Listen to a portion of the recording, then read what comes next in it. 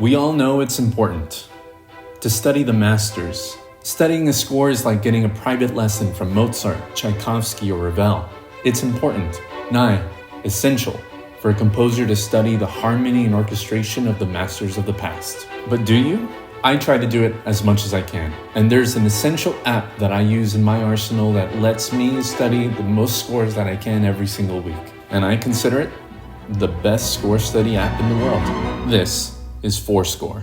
Hello, it's Ernesto. Firstly, let me just say off the bat, I'm not being sponsored by anybody except my wallet. But forScore, if you're watching this, let's talk. I really just love this app. And if you follow me over on Instagram at Ernesto Composer, you probably have seen this thing that I do called hashtag Score Study Sunday. Some people have asked what I use for my score study process and what I use to annotate on the scores in those short form videos. So I figured I would talk about the app that I love so much. So what is forScore? forScore is an app for iPhone, iPad, and Mac that is specifically made to house sheet music. All of its features are based around real-time performance and practice, but I use it to score study. I also want to say really quickly why I use an app to study scores and not physical scores. Firstly, I like having all of my scores in one place, digitally accessible no matter where I am. Secondly, I'm not writing on my physical scores, just destroying them. I scan them with my phone's camera through an app called Scanner Pro and then import that into forScore so I don't have to ruin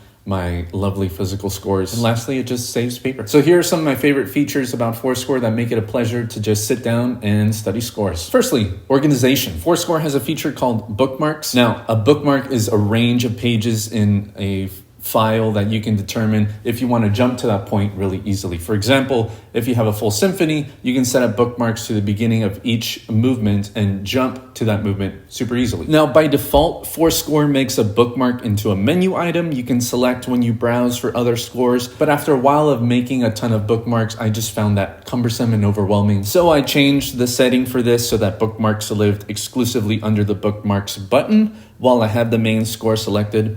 So for example, I'll open up Rimsky-Korsakov's brilliant Scheherazade and just open the fourth movement. And here it is. The next feature I really love about forScore is how it interacts with audio files. Now, in the metadata section, there's a little audio tab that you can hit and you can add audio files or pull from Apple Music audio files that you want to have embedded into forScore while you have that score open. So I have Scheherazade open here, and it being connected to Apple Music, I can control the playback right within the app and keep track of everything all in one place. But that's not it. There's also a feature called replay, which allows you to record page turns in relation to the audio. So if you set that up just once, you don't have to keep tapping the screen to change pages. It'll just do it automatically in sync with the music while it's playing. And you can even loop a portion of the music so that you can really get into the details and listen to the same part over and over again without having to do that all manually. Now, lastly, we're at the most important part of a score study session, and that's annotation. Now, there's a couple of ways that we can invoke annotation mode, and you can always change these in the settings in the app, which, pro tip,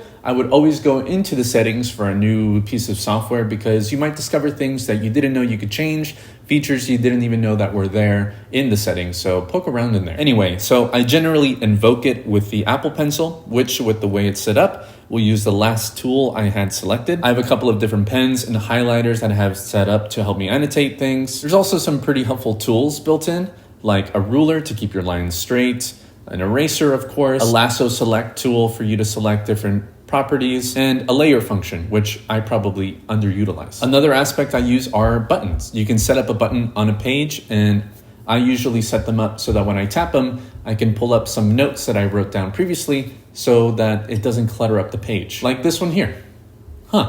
Interesting. Now, lastly, I have some suggestions, and these aren't even criticisms of the app. The app has been, in the several years that I've been using it, very stable and rarely has ever crashed. Maybe a weird update here and there. But I just have a few suggestions that I would personally like to see just to improve the quality of life a little bit. Firstly, I would love a general smart highlight feature. Since most scores are black and white, I'd love to be able to use a highlighter and the highlight automatically be put behind the staves of a score, which are usually black. I think that would make it pop and look really good. And maybe it could automatically straighten itself in relation to the staff as well. That might be pretty helpful. Another thing I'd like to see are comments So I mentioned that I use buttons when I use the annotations. I try to use the smallest size, but I still think they're really too big. Either we could have smaller buttons than what we have currently so that I don't clutter up my score that much, but maybe could be like a little speech bubble icon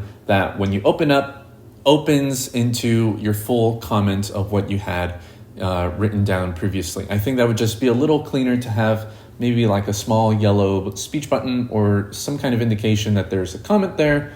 When you press it, it expands and boom, you get all of the info that you wrote down previously. Now, as I zoom in further and further into a score to really take a look at the notes or write in chord symbols, the annotations that I had there previously can get pretty blurry. And I think I'd really like it better if the markers and pens were vector assets so that when you zoom in, you don't lose the quality of resolution. When you have annotations, it just is always looking sharp. I'd also like to be able to zoom in a little further into the score too. Sometimes I feel like I can't quite get in there when I'm looking at a full Wagnerian orchestra. The annotation system in this app is really robust and well thought out. Those are just some suggestions that I think would just improve the app and make it more of a better experience for me. So this is the app I use to score study, but it's no good to you if you don't know how to score study. So be subscribed because I'm going to make a video on how I study scores, so stay tuned for that. So until then, you can follow me on Twitter, Instagram, and TikTok at Ernesto Composer.